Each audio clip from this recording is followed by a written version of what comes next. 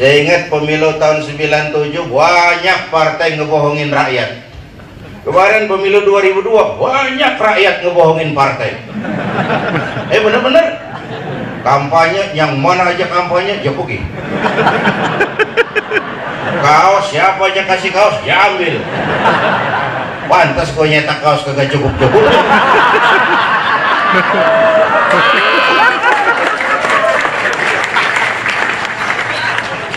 Dulu, sekarang saya udah berhenti ngurusin partai, kagak ada urusan udah. Kapok sih enggak. 3,5 tahun mimpin partai, zohir batin tekor. Yang kita usung jadi anggota DPR lagunya kayak Pengki naik ke balik. Pengki naik ke balik keren banget, dia lupa dari mana dia berangkat. Saudara-saudara, daun kering, masyarakat daun kering, gampang dikumpulin, susah diikat, berisik, gampang dibakar. Penyakitnya 3: kudis, kurap, kutil. Ini penyakit masyarakat daun kering nih. Kudis kurang disiplin, kurap kurang rapi, kutil kurang teliti. Sumbernya 1, kuman, kurang iman. Yang tanya dalil ini ilmu utak-atik namanya nih.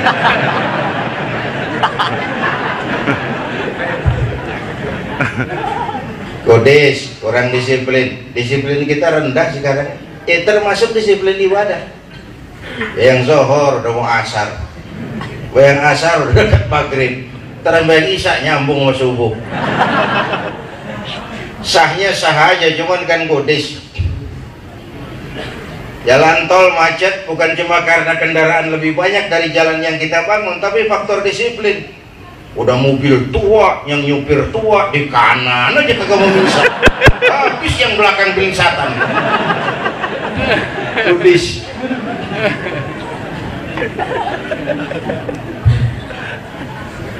Korupsi susah diberantas, kudis. Sebagian elit kita di atas mentalnya mental kayak anak muda naik motor di tengah malam ngebut, perapatan lampu merah nyodok terus, dicegat sama polisi. Prit, iya pak. Minggir, siap. SIM ada pak. STNK ada pak. Tahu lampu merah? Tahu pak. Kenapa lewat terus? Saya kagak tahu ada bapak.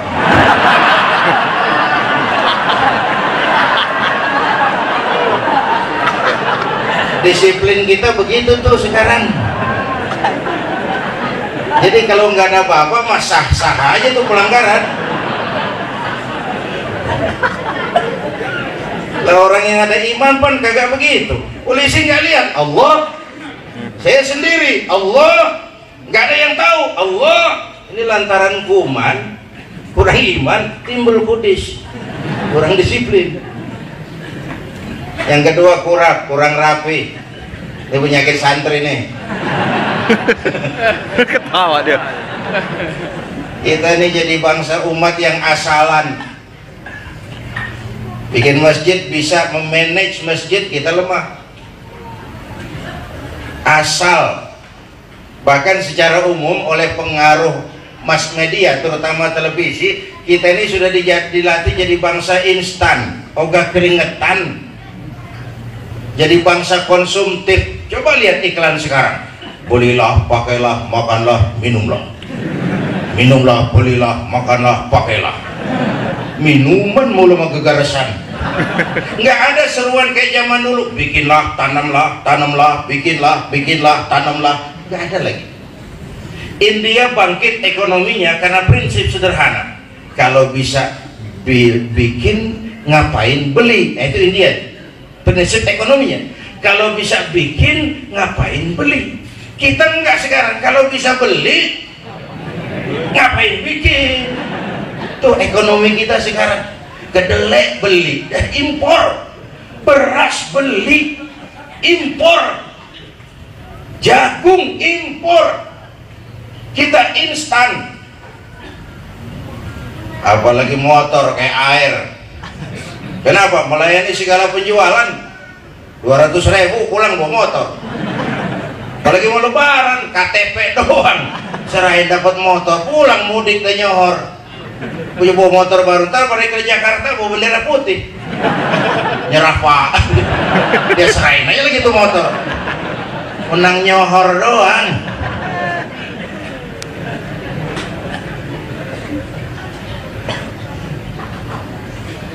Kurang. Padahal agama tuh ngasih isyarat yang lil wasail hukmul maqasid ma la yatimul wajibu illa bihi fahuwa wajib. Tutuplah auratmu, artinya apa? Kamu harus punya pabrik tekstil. Jagalah kebersihan, artinya apa? Dirikan pabrik deterjen, temukan mesin pembersih. Jadi fa'il, jangan jadi maf'ul. Sekarang asal kita pergi haji, kita beli kain ihram, kita pakai, buka ujungnya made in China. Beli sorban yang kecil di pasar Seng, kita pakai, kita buka ujungnya made in Taiwan. Kita jadi kayu bakar masak nasi orang. Yang ketiga kutil. Penyakit masyarakat tahun kering. Kutil kurang teliti, cepat heran, gampang kagum. Masyarakat mall. Coba ibu-ibu lihat, asal ada mall baru, rame-rame aja ke sono. Ntar sono buka, rame-rame aja ke sono. Kagak belanja. Ke sono heran, kemari kagum, gitu doang udah kerjaan.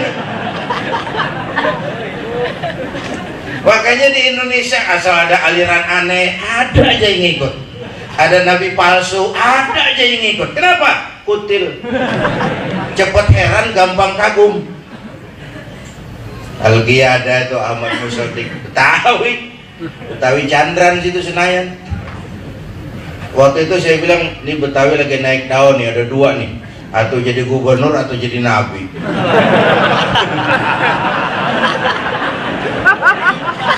Lapangan kerja yang Tuhan udah kagak bikin lagi aja pakai.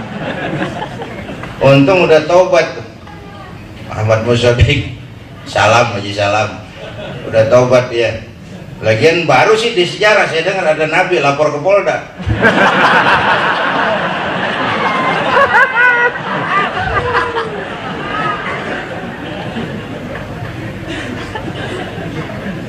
Itu bisa terjadi karena masyarakat kutil. Kesulitan ekonomi itu kayak orang lagi hanyut di kali. Orang kalau lagi hanyut tuh di kali, rumput juga dia pegang. Dia tahu rumput nggak kuat nahan badannya, cuman emang lagi hanyut, apa aja sekenanya. Ketemu nabi palsu, pegangan. Ketemu aliran aneh, pegangan. Emang lagi hanyut. Makanya kalau ke masyarakat saya kasih cerita, ada tabrakan di jalan, kencang bener, buah, korban jatuh belepotan darah, orang pada merubung. Datang wartawan mau ngambil gambar dari dekat, susah, orang banyak bener pada merubung. Nyari akal nih wartawan, tolong saya dikasih jalan ke dekat korban. Saudara siapa? Saya bapaknya korban. Ngaku bapaknya korban. Orang pada minggir semua. Minggir, minggir, ini ada bapaknya korban. Minggir orang semua. Sampai di depan korban, pucat itu wartawan. Kenapa? Yang ketabrak anak monyet.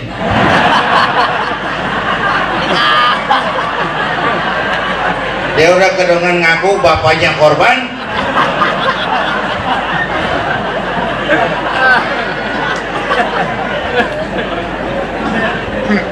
Ini ketangkep nggak pesan nih cerita? Ketangkep nggak? Kalau belum kenal bener-bener banget mah jangan buru-buru ngakuin. Tuh pesannya tuh, entak jadi bapak monyet. Kalau belum kenal-kenal banget mah jangan buru-buru ngakuin. Makanya orang-orang tua kita dulu kalau ngaji apik nyari guru, nggak sembarangan. Sanadnya tuh mutasil, mutawasil, mutawatir. Kalau belum kenal-kenal bener mah jangan buru-buru ngakuin. Saya bapaknya korban, yang ketahu dia kagak tahu yang ketabrak anak monyet. Nah, jadi saya balik lagi, udah 1,5 jam itu. 3 menit. Hah? 3 menit. 7 menit. Tukarnya ente sini ada di situ.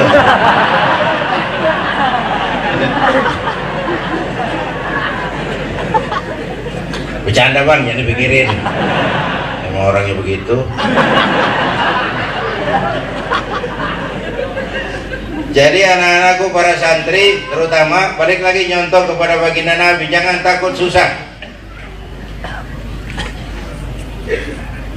Kemudian saya tadi bilang seakan melengkapi kesusahan kita sebagai bangsa ini, musibah nggak udah-udah. Bener? Bener? Betul udah dipakai kiwil, gua nggak pakai udah.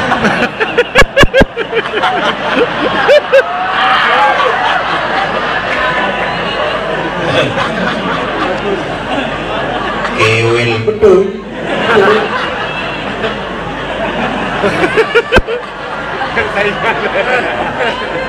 Gua mau ngomel orang nyari duit, padahal hak cipta tuh.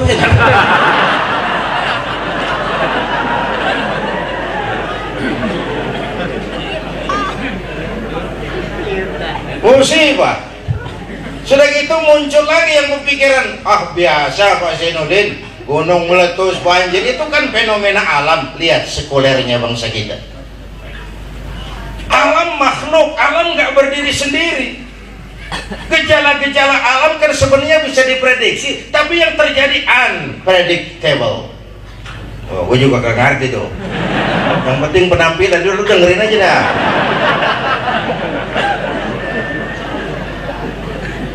Unpredictable, susah diprediksi. Lumpur, sampai gini hari belum udah tuh lumpur. Padahal Inul ngebornya di sini. Ngapa mancurnya di sana?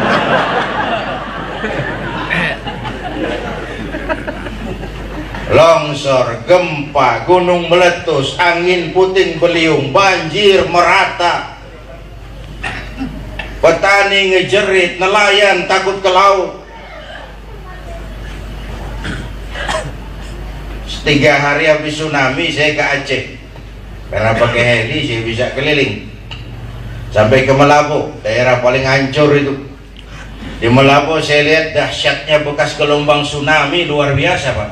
Itu gelombang laut naik ke darat nganterin perahu, pulang narik mobil. Di tsunami kerjanya orang tukar tempat dikejar, perahu naik ke darat, mobil turun ke laut.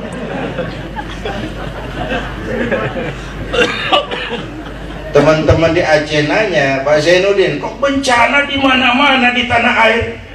Ini ujian apa teguran apa hukuman? Mas, ini mau borongan gitu saya. Kalau udah borongan yang benar-benar kelibat juga. Ketika yang ma'ruf jalan, yang munkar jalan, saat yang munkar dapat hukuman, yang ma'ruf kena getahnya.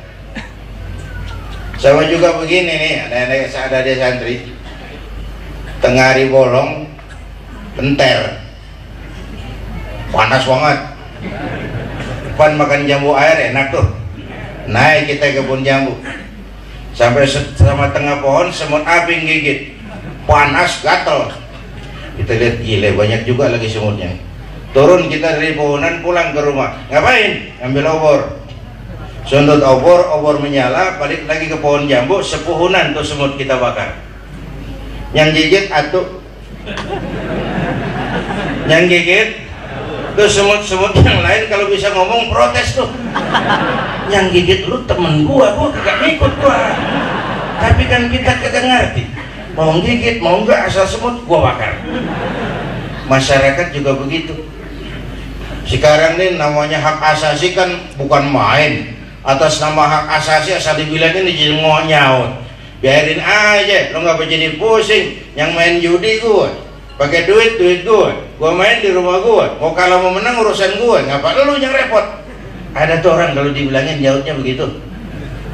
Bodoh amat, yang mabok gue, yang beli minuman gue mabok di rumah gue, kan gue gak ngerugiin lo. Mau muntah uker urusan gue, udah diem aja deh. Yang zina gue, yang bayar pelacur gue, mau enak mau penyakit urusan gue, lu tekor apa lu? Udah biarin aja, atas nama hak asasi. Nah dari sekarang sisi ini kita bisa nyaut dah kalau ada yang ngomong begitu. Iya mas, yang judi lu, yang zina lu, yang mabuk lu. Tapi judi, zina, mabuk nih maksiat. Kalau ini negeri banyak maksiatnya, Allah marah, turun gempa, yang mampus bukan elu doang moyong. Bareng-bareng enak diborongin.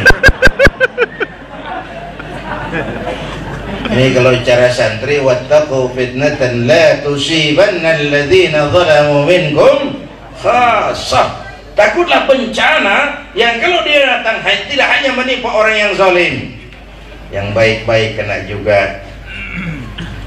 Kalau belakangan di masyarakat, saya kasih contoh yang sederhana.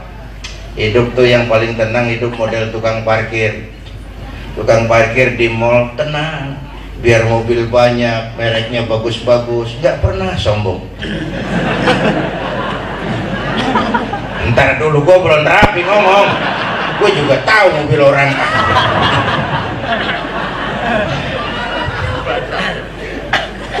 Ntar tuh mobil pergi satu demi satu, habis sama sekali, dia nggak sedih, tenang. Di mana rahasianya? Tukang parkir tidak merasa memiliki, cuman merasa dititipin. Jadi apa bedanya sama kita? Sama, kita nih kang parkir semua, kita dititipin doang. Kalau begitu, pertama titipan kudu dijaga yang benar, barang titipan. Kalau enggak, yang nitip marah. Pak Zainuddin, ya nitip motor ya, boleh. Begitu diambil tuh motor, kaca spion pecah, knalpot hilang, bemper hancur, apa enggak marah yang nitip? Marah enggak? Marah enggak? Gue kan nitip, kenapa lo enggak jagain? Sama, Allah nitip anak 3 orang sama kita supaya dididik yang benar. Yang satu judi, yang satu nyolong, yang satu mabuk, marah.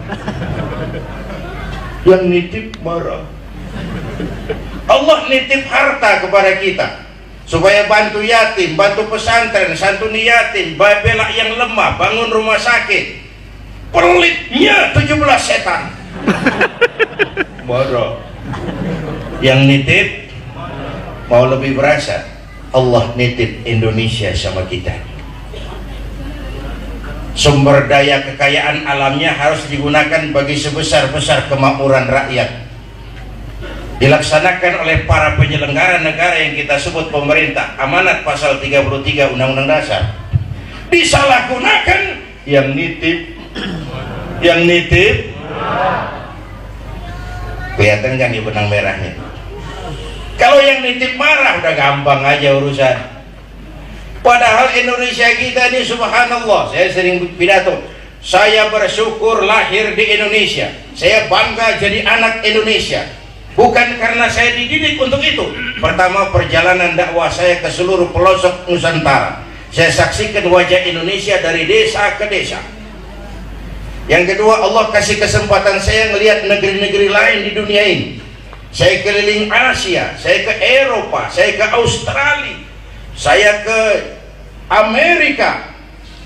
Makin banyak negeri saya lihat, makin bersyukur saya lahir di Indonesia. Negaranya besar, 17.000 pulau. Itu belum termasuk Pulau Gadung dan Pulau Gebang. Tambah 2 kali itu mas. Buminya subur. Di atas perut bumi kita tanaman apa yang gak hidup? Di bawah perut buminya ada minyak, ada gas, ada batu bara. Lautnya, pasir lautnya aja bisa dijual ngurung Singapura. Illegal fishing, pencurian ikan, tiap hari tuh Korea, Jepang, bahkan Taiwan nyolong ikan di perairan Indonesia. Jepang nangkap ikan di laut Indonesia pakai kapal pabrik bang. Di situ dia tangkap, di situ dia olah, keluar kapal udah dikaleng tuh ikan. Kita begini nih masih neger aja neger. Tahu kapan kumpulnya tuh ikan. Belum lagi ada minyak lepas pantai, hutan jutaan hektar, laut kaya, bumi kaya, hutan kaya, rakyat jangan-jangan yang nitip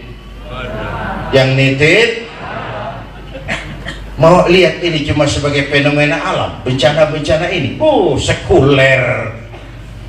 Gunung makhluk, angin makhluk, bumi makhluk, laut makhluk, air makhluk, makhluk tunduk kepada Khalik. Jadinya masyarakat mesti diingatkan kembali kepada iyyaka na'budu wa iyyaka nasta'in. Na'budunya kali kurang benar, sampai nasta'innya seret. Kalau na'budunya benar, nasta'innya top chair. Kalau ibadah beres, pertolongan pasti datang. Dalam konteks dengan maulid, Allah memberikan dua jaminan keamanan. Pertama, baginda Rasul, wa ma kana Allahu liyu'adzibahum wa anta fihim. Allah tidak akan turunkan bencana selagi kamu Muhammad masih hidup di tengah-tengah umat. Waktu Nabi masih ada, nggak pernah ada bencana. Kenapa? Beliau rahmatan lil.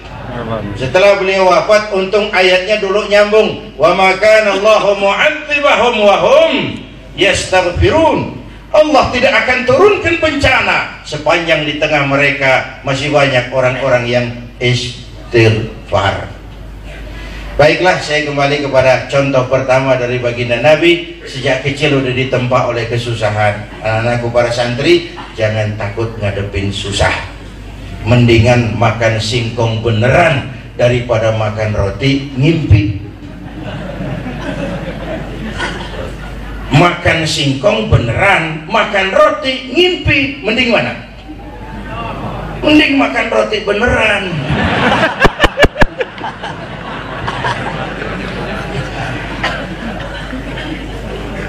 Begitulah santri didik dengan segala kesederhanaan untuk menjadi orang yang bisa menghadapi segala situasi. A man for all season. Bisa menghadapi segala situasi. Atau itu contoh beliau.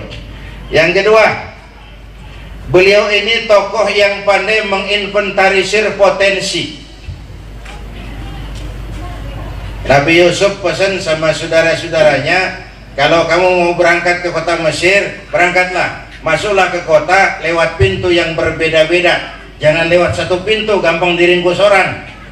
Yang satu lewat Blodik, yang satu lewat Belir. Masuklah kota Mesir lewat pintu yang berbeda-beda. Ini yang saya maksud pluralisme, pluralitas, kebersamaan. Bukan pluralisme, pluralitas. Nabi Yusuf itu kan hebat. Dikucilin sama saudara-saudaranya, dibuang ke sumur mati, dilelang sebagai budak, diangkat dijual ke Mesir, dibeli pembesar istana, kerja di istana. Istri pembesar naksir, Yusuf menolak, difitnah, 7 tahun mendekam dalam penjara tanpa dosa, di penjara 7 tahun. Ringkasnya, satu saat penguasa mimpi, dicari ahli takwil, ada yang kasih tahu Yusuf, anak muda di penjara, jago nakwilin mimpi. Dipanggil Yusuf, ditakwilkan mimpi itu, bahwa Mesir akan dilanda krisis ekonomi. Dikasih saran yang begini. Akhirnya Yusuf diangkat jadi pembantu raja, bekerja dengan ikhlas, jujur, berhasil mengeluarkan Mesir dari krisis ekonomi. Ketika rajanya wafat, Yusuf naik gantiin raja. Ini contoh buat umat Islam, mendingan kayak Nabi Yusuf, di penjara dulu, baru jadi pejabat tinggi. Daripada jadi pejabat tinggi dulu, baru. Bung Karno kasih contoh dengan segala kelemahan dan kekurangannya. Saya kagum Bung Karno itu, berjuang habis-habisan, waras keringat, banting tulang, masuk penjara, keluar tahanan, masuk sel, keluar bui, dibuang ke Digul, dibuang ke Ende, dibuang ke Bengkulu. Bung Karno setelah merdeka baru Bung Karno pakai jas, pakai dasi, pidato di mana-mana. Sekarang banyak tiba-tiba saja muncul tokoh pakai jas, pakai dasi, pidato di mana-mana, baru dibuang. Kembali.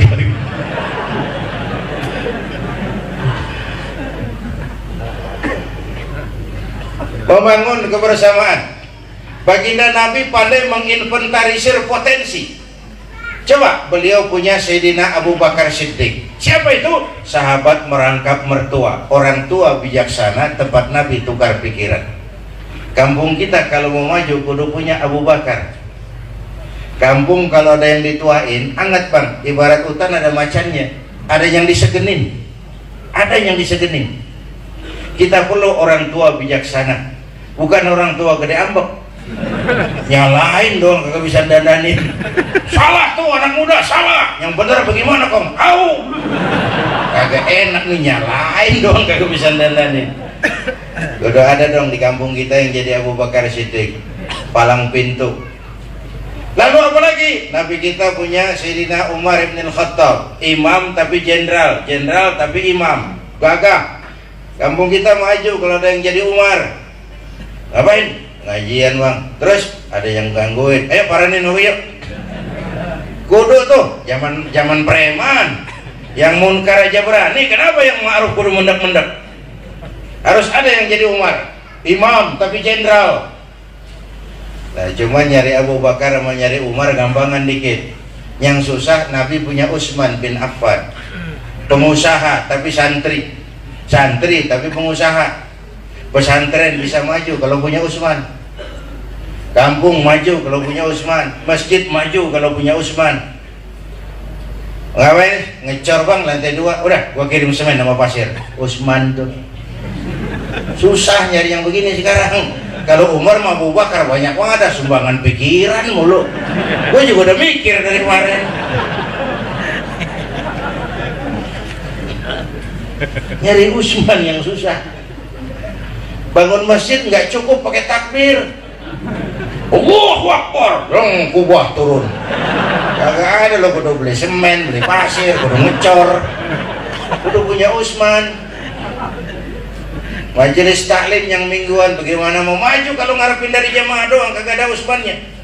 Yang ngaji 3 pojokan, yang satu uap, yang satu kempet, yang satu pules. Ustaz dah pegel deh. Udah gitu kita kadang-kadang lebih menghargai burung beo daripada ustadz yang ngajarin pengajian kita tuh. Burung beo bisa ngomong dikit banget. Assalamualaikum, assalamualaikum. Ngerti kagak, paseh kagak beo. Assalamualaikum, assalamualaikum, sejuta. Beo, assalamualaikum, assalamualaikum, sejuta harganya. Beo, ustadz ngajarin kita di musola, assalamualaikum, cakep banget. Baca kitab selembar, meniran mulut terangin, pulang 16.000.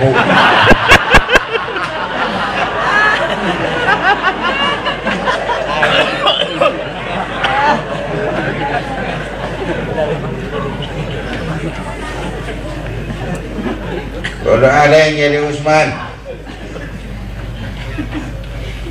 Apalagi baginda Nabi punya Imam Ali karramallahu wajhah, tokoh muda tapi intelek. Masih muda tapi rela korban jiwa demi keselamatan baginda Rasul di malam hijrahnya.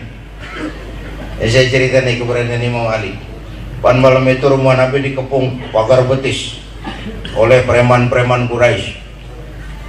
Perintahnya bunuh Muhammad. Dikepung pagar betis. Tikus aja nggak bisa lewat, apalagi orang. Pagar betis. Di dalam baginda Nabi Sayyidina Abu Bakar, Imam Ali. Kata baginda Nabi tengah malam, ya Abu Bakar, labaika ya Rasul. Ayo kita berangkat hijrah. Baik ya Rasul. Ali, saya ya Rasul. Gantiin saya. Apa ya Rasul? Tidur di tempat tidur saya. Baik ya Rasul. Tidur di tempat tidur Nabi pada malam rumah dikepung. Itu resikonya kan nyawa. Imam Ali tahu itu. Beliau nggak nawar, jangan saya Nabi, Abu Bakar yang tuaan.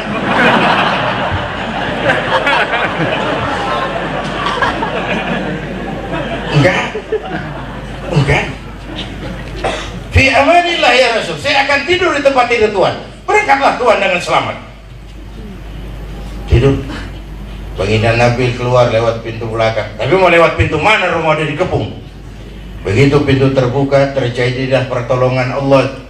Waj'alna min baini aydihim sadda min khalfihim Sattafaghshaynahum fahum Ya besul. di kiri kanan depan belakang dibuatkan dinding, kami butakan mereka nggak lihat Muhammad keluar dari rumahnya. Siaga satu, pita merah, mata menteleng, Nabi lewat nggak kelihatan. Yang terakhir nih yang pakai ini ayat Edi Tamsil.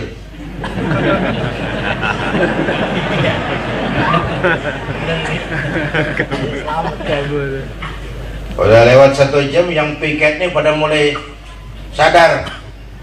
Ini jangan kok sepi amat, jangan-jangan Nabi udah keluar nih. Biasanya kan dia bangun tengah malam. Coba intip, masih tidur. Tenang deh, nggak kemana-mana. Apel lagi. Udah jangan nungguin bangun deh. Kita gerebek aja rumahnya, dobrak pintunya, masuk kamarnya, bunuh. Setuju. Wah, rame-rame. Masuk ke kamar, dobrak pintu, lihat lagi tidur, tarik selimut. Yang narik selimut kaget, yang tidur kaget. Sama-sama kaget. Yang tidur pasti kaget dong, orang lagi tidur sedang enak selimut ditarik. Yang narik selimut juga kaget, menyangka Muhammad, ternyata ada. Kaget loh.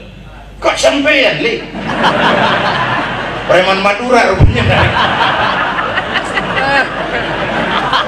Udah dengerin aja dah.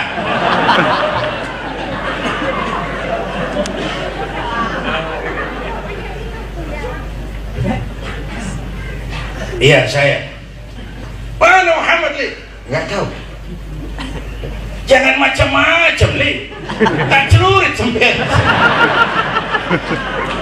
Saya nggak tahu. Kamu apain juga saya nggak tahu. Kamu ini aneh kata Imam Ali. Saya kan tidur kan. Kamu kan piket. Di mana-mana juga yang tidur nanya yang piket. Saya nggak tahu. Keberanian. Kita harus punya tokoh-tokoh muda macam Imam Ali karamallahu wajhah. Apalagi Nabi kita punya Khadijah binti Khuwailid. Ya Allah, ini perempuan budiman. Orang lain belum iman, Khadijah iman. Orang lain musuhi Nabi, Khadijah korbankan hartanya bantu Nabi. 5 figur ideal di tengah masyarakat. Ada posisi Abu Bakar, ada posisi Umar, ada posisi Utsman, ada posisi Ali, ada posisi Khadijah. Kita perlu Khadijah baru. Nih bapak-bapak yang hadir di sini nih, ntar pulang boleh rapat sama bininya dah. Mak lo denger Ustadz ngomong apa tadi? Apa bang? Ya gue mau nyari Khadijah ini. Mana sih caranya? Cari untung dikit dah.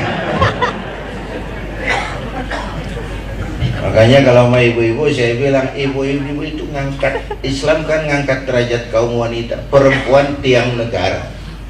Benar ya Bu ya? Bu, perempuan tiang negara luar biasa. Laki pondasi. Laki pondasi. Makanya pondasi mah atuh, tiang boleh 4. Pondasi.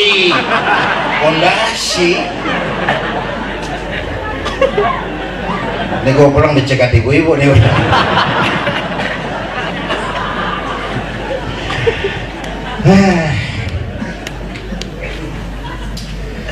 Artinya ayo ke depan kita memerlukan kebersamaan, walaupun tidak harus selalu bersama-sama. Ini kan di negeri kita ini partai itu alat peraih kekuasaan. Partai sebagai lembaga pendidikan politik nggak jalan. Makanya yang kita kaya politisi, kita miskin negarawan. Banyak pejabat tapi sedikit pemimpin. Dan yang udah jadi pemimpin juga sulit mau duduk bareng. Karena suksesi model Ken Arok melahirkan dendam politik yang berkepanjangan. Pan dulu masih ada Pak Harto tuh, umpama tiap 17 Agustus di istana pada duduk berjejeran itu Pak Harto, Habibie, Gus Dur, Mega. Enak rakyat melihatnya. Wah, pemimpin kita emang satu. Hati mereka bagaimana kayak bodoh amat. Yang penting duduk bareng, rakyat melihatnya udah adem. Masyarakat paternalistik nggak perlu teori yang merenung-renung. Yang dia lihat itu aja udah kenyataan yang ngademin. Tapi ini sulit terjadi. Kenapa? Karena suksesi yang melahirkan dendam politik. Gus Dur ngawinin, Mega baru mau datang, kalau SBY udah pulang. Nah kan kagak lucu tuh tontonan kayak begitu, nggak lucu. Para elit nggak bisa mendidik rakyatnya untuk bersatu, masing-masing mendahulukan egonya, kepentingannya, kebesarannya. Lalu orang kita ini post power syndrome, kalau udah jadi orang gede susah banget mau balik jadi orang biasa. Lech Walesa, bekas presiden Polandia, berhenti jadi presiden, kerja lagi di pelabuhan. Dia nggak merasa itu sebagai aib. Kita udah lama banget berhenti jadi presiden, kemarin masih dikawal-kawal pakai biaya negara, kan ngeribetin orang, dan negara lagi bangkrut. Post power syndrome. Karena itu ke depan diperlukan semangat kebersamaan. Beda dalam politik boleh, tapi kalau sudah kumpul seperti ini, kita Muslim. Mau Golkar, mau P3, mau PBB, mau PKS, mau kita Muslim. Utamakan itu. Karena apa saya bicara begini? Belajar dari pengalaman di Kalimantan Tengah. Pemilihan gubernur maju 3 pasang, 2 Muslim, 1 non Muslim. Apa yang terjadi? Menang yang non Muslim. Suara umat pecah. Terjadi lagi di Kalimantan Barat, pemilihan gubernur 4 pasang maju, 3 Muslim, 1 non Muslim. Apa yang terjadi? Yang non Muslim yang menang. Suara umat pecah. Kemarin waktu pemilihan gubernur DKI, saya diajak ngobrol sama Pak Sutioso, mantan gubernur. Kiai, kenapa Mas? Mau maju nggak? Apa? Gubernur DKI? Kiai kan dikenal orang, basic dukungannya cukup kuat. Polling juga menunjukkan nama Kiai masuk nominasi. Saya bilang enggak dah. Kenapa? Gak punya modal. Ini demokrasi Kiai, teori Mas. Prakteknya tetap saja ini pertarungan tokoh dan modal. Dia tokoh kagak punya modal, selamat ngelamun. Modal banyak bukan tokoh, habis dibohongin orang. Bikin tim sukses, timnya yang sukses. Dia mau kanyut kemana-mana. Yang kedua yang terpenting kata saya, kalau ada 2 Betawi maju, dua-duanya pasti gagal. Suara bakal pecah. Inilah yang saya mau ajak kita merenung, pelajaran dari Kalimantan Tengah, Kalimantan Barat, dan berpotensi terjadi di Sumatera Utara. Sebentar lagi ini Sumatera Utara pemilihan gubernur, 5 pasang maju, 3 Muslim, 2 kombinasi Muslim non Muslim. Kalimantan Timur berpotensi kayak gitu lagi. Kalau Sumatera Utara dan Kalimantan Timur ini daerah kaya, pemasok terbesar ke APBN. Apa dampaknya? Saya 3 minggu yang lalu dari Sumatera Utara, ada teman saya laporan, Kiai, ini kan gubernur sekarang namanya Rudolf Pardede. Gak gantinya, tadinya wakil gubernur, tapi karena Rizal Nurdin meninggal di pesawat Mandala itu, dia naik ganti Kristen. Dia bilang Pemda Sumatera Utara maulid anggarannya 25 juta, Natal 1/4 miliar. Dia mainin maulid 25 juta, kagak bunyi. Lah petasan kalau yang kecil ceplik begitu doang, murah. Natal 1/4 miliar. Jadi posisi itu dimanfaatkan. Nah kita ini mari, terutama partai-partai Islam, Islamnya dulu pentingin. Kalau harus tokohnya, ya itu tadi pecah suara. Itu menarik. Di Amerika orang nggak kenal siapa ketua partai Demokrat, orang nggak kenal siapa ketua partai Republik. Tugas ketua partai menyiapkan kader siapa yang mau diusung. Sama juga pemain bola di Eropa. Kita kalau bicara Real Madrid, kita nggak kenal siapa pemilik klubnya, kita nggak tahu siapa pelatihnya. Yang kita kenal ada Raul Gonzalez, ada Robinho. Kita ke Inggris ada Manchester United, kita nggak tahu siapa pemilik klubnya, kita tahu pelatihnya Sir Alex Ferguson. Tapi kita lebih kenal Wayne Rooney, kita kenal Giggs dan lain-lain. Beda sama PSSI, kita lebih kenal pengurusnya dari pemainnya.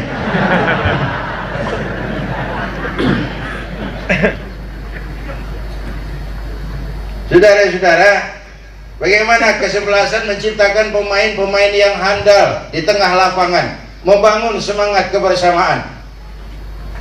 Oleh karena itu, ayo kita dewasa menghadapi ini ke depan, supaya semangat kebersamaan itu lebih tumbuh dan berkembang. Yang ketiga terakhir, udah 3,5 jam nih. Nabi kita jadi contoh karena modal utama perjuangannya adalah akhlakul karimah. Dakwahnya pakai akhlak Islam, agama yang baik, dibawa oleh manusia yang baik, disampaikan dengan cara yang baik. Beliau ngajarin penari yang baik harus ngerti irama gendang. Jangan berbisik kepada orang tuli, jangan tersenyum kepada orang buta. Orang buta diajak senyum, bagus maksudnya, rada mubazir hasilnya. Jangan kagak paham. Orang budak dibisikin, kita bubrekan dia kagak denger. Penari yang baik harus ngerti irama gendang. Khatibin nas ala qadri uqulihim. Saya kan suka bikin terobosan yang kadang-kadang saya sendiri juga, saya pernah main film rame, kiai-kiai ngamuk, Habib, waduh ini Zainuddin macam-macam mau jadi aktor apa. Saya ketemu Kiai Idris Lirboyo Kediri, Pak Yai, piye nih Pak Yai, main film apa? Film dakwah, ceritanya gini-gini, bagus ini ceritanya. Emang kenapa? Ya saya sih sakit perut aja ngelihat wajah Islam di film Indonesia. Kampungan, magic. Coba lihat Islam di film Indonesia, di sinetron kita. Urusannya kayak gitu dong. Burung batang terbang, ntar kuburan ngebul. Cuma jual keajaiban. Islam cuma buat ngusir setan. Bikin partai, ikut pemilu, mau jadi apa sih Zainuddin? Nggak mau jadi apa-apa. Kiai itu beda pikirannya. Kiai itu nggak perlu jadi gubernur, tapi dia seneng kalau santrinya jadi gubernur. Kiai nggak usah jadi menteri, tapi dia seneng kalau temennya jadi menteri. Kenapa? Dakwah bisa menjawab segalanya, tapi tidak menyelesaikan segalanya. Dakwah punya kekuatan moral, tapi tidak punya kekuatan struktural. Kenapa fatwa MUI sering banci? Karena cuma punya kekuatan moral, tapi tidak punya kekuatan struktural untuk melakukan eksekusi terhadap fatwanya. Diperlukan kekuatan struktural, tetapi komitmen ana muslim qabla kulli syai'. Islam di atas segalanya, bahkan di atas kepentingan partai sekalipun. Jadi oleh karena itu, mau sukses, utamakan akhlak. Di masyarakat, anak siapa kita? Nomor 2. Setinggi apa pendidikan kita? Ntar dulu. Berapa banyak harta kita? Nomor 4. Yang orang lihat akhlak. Kalau itu hancur, yang lain nggak banyak menolong. Satu malam saya diundang wisuda santri di pesantren Al-Fatih Ploso Mojo Kediri Gusmi. Saya masuk pondok pesantren malam-malam, puas. Santri-santri yang sudah khatam itu Alfiyah, Mu'in, Jalalain, diwisuda malam itu. Saya diminta ngasih pengarahan. Di dinding pesantren ada spanduk. Spanduknya putih, panjang, tulisannya cuma 3 kalimat, jadi nyolok bener. Panjang, putih, tulisannya cuma 3 kalimat. Pesan kiai buat santri-santrinya yang sudah mengkhatamkan itu, sudah khatam itu Alfiyah Ibnu Malik, Mu'in, Jalalain, ada tulisan di tembok 3 kalimat, jalan masih panjang. Allah, seakan kiai mau pesan santrinya, biar kamu sudah hafal itu Alfiyah Ibnu Malik, kau sudah khatam itu Mu'in, kau sudah khatam itu Jalalain, jangan sudah berasa jadi orang ya, jalan masih panjang. Ini penanaman nilai akhlak. Jalan masih panjang, tidak lurus bertabur bunga di kanan kirinya, penuh onak dan duri, penuh onak dan duri. Tapi dari dahulu keprihatinan itu sering saya ungkapkan, kita kekurangan jenderal, tapi saya tidak takut Indonesia kekurangan jenderal. Kita perlu ekonom, saya nggak khawatir Indonesia kekurangan ekonom. Kita perlu teknokrat, saya nggak khawatir Indonesia kekurangan teknokrat. Saya justru khawatir suatu saat kita mengalami krisis kekurangan ulama, kekurangan kiai, kekurangan orang-orang yang yatafaqah fiddin, mendalami ajaran-ajaran agama. Karena itu kiai itu beda sama guru silat. Kalau guru silat punya 14 jurus, paling turun ke muridnya 10 jurus. Yang 4 jaga-jaga jangan sampai jatuh sama murid. Kalau udah jatuh sama murid, bubar perguruan. Tapi kalau kiai mah dia bangga, senang kalau lihat santrinya jauh lebih hebat dari dia. Itu kebahagiaan para kiai, para ulama kalau melihat santri-santrinya jadi orang. Anak saya yang pertama saya titip ke Jawa Timur, Tewireng, si Fikri. Tahun pertama dia pulang, saya cek, sini apa hasilmu setahun di pesantren. Dia sodorin saya satu piagam penghargaan juara lomba pidato di pondoknya. Saya heran nih anak di rumah jarang ngomong jadi juara pidato. Saya tanya, kamu bisa pidato, apa yang dipidatoin? Dia bilang, pan kaset ayah diapalin.